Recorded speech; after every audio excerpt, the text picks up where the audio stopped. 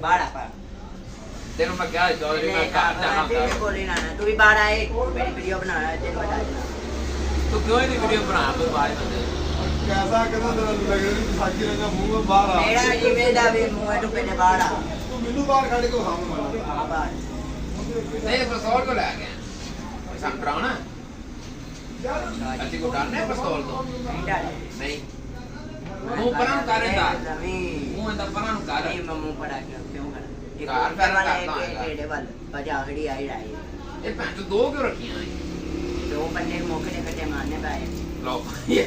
ਤੁਹਾਨੂੰ ਸਿਆਣੇ ਬੰਦੇ ਦੀ ਗੱਲ ਯਾਦ ਰੱਖਣੀ ਪੈਗੀ ਵੀ ਦੋ ਬੰਦੇ ਮੌਕੇ ਤੇ ਮਾਰਨੇ ਪੈਣ ਤੇ ਪਿਸਤੌਲ ਦੋ ਹੋਣੇ ਚਾਹੀਦੇ दो ਬਾੜਾ वो आगे बाबा तुम कर रहा ਮੇਰਾ ਮਰਜੀ ਬਾਬਾ ਆ ਗਿਆ ਹੁਣ ਤੈਨੂੰ ਮੈਂ ਦੱਸਣਾ ਹੀ ਬਾਬਾ ਆ ਗਿਆ